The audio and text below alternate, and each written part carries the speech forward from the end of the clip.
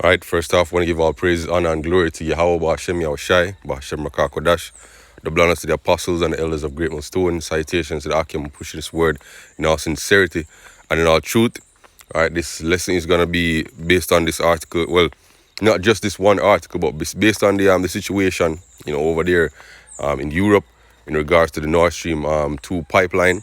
All right, this is going to be a quick video, all right, but just pretty much reporting that the tensions that are caused by the Nord Stream 2 pipeline being built, you see me, and for brothers who don't really or for listeners who are not really sure what that is, the Nord Stream 2 pipeline is a pipeline that's being constructed by the main gas company in Russia called Gazprom, and it's pretty much flowing natural gas from Russia all the way through Syria and I believe through Turkey and all the way up to Western Europe, which are the American allies. And pretty much America has been against this, for the better part of 10 years, and rhetoric has pretty much ramped up, as the project has neared its completion. Now it's 95% complete.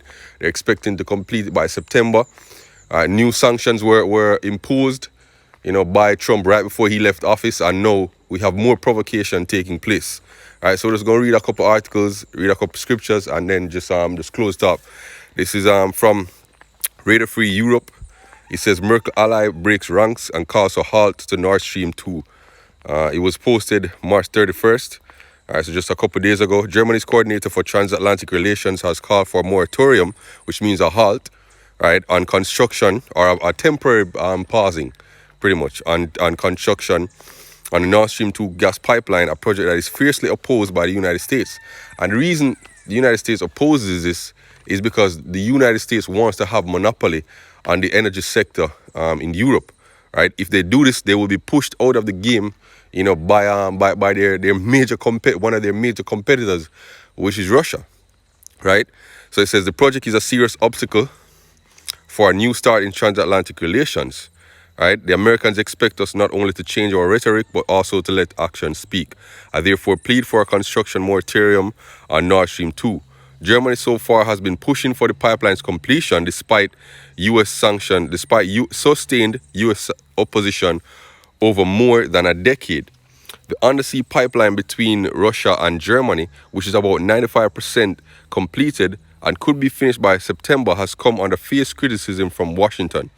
U.S. officials warn it will make Europe more dependent on Russian energy supplies, and U.S. President Joe Biden is dangling the threat of sanctions, right? Which is go down to the last paragraph. It says supporters of the pipeline under the Baltic Sea say the U.S. opposition to Nord Stream is grounded in its interest in selling more of its own liquefied gas to Europe, which is true, right? America realizes that they're being pushed out of the energy sector. They're being pushed out of hegemony in pretty much every sector in the global space, right? And America fears this, right? And they're still trying to use their sanctions to bully nations, but nations like Russia and China are barely affected by American sanctions these days, right?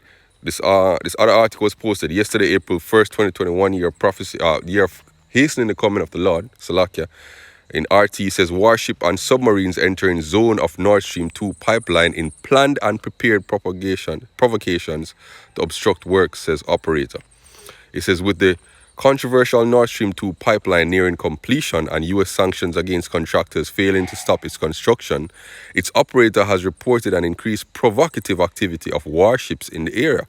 According to Moscow news agency TASS, Nord Stream 2 AG's branch director, Andrei Minin claimed that the last 3 months have seen a growth in military presence in the area. After the resumption of the Nord Stream 2 offshore construction in January 2021, there has been an increase in activity of military ships, planes, helicopters, as well as civilian ships of foreign countries whose actions are often provocative in nature, right? According to Menin, there is a 1.5-mile safety zone around the site that boats not involved in the construction should not enter. Nevertheless, foreign military ships are regularly seen nearby. He also noted that a Polish anti-submarine aircraft regularly circles the area at low altitude, right?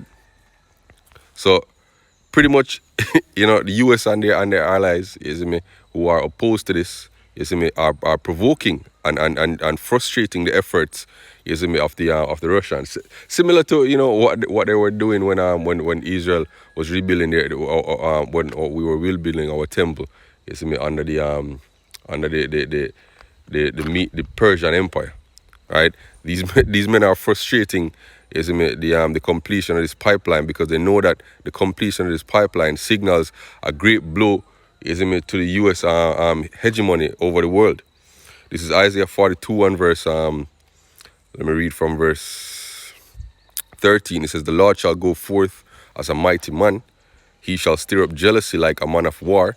Yea, he shall cry, he shall roar, he shall prevail against his enemies." And the point I want to bring out is that he shall stir up jealousy, yo, right? And this jealousy is all about what? Hegemony and control of the globe.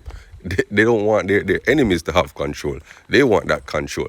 That's one of the main motivators, is it, that's gonna bring in this third world war, right?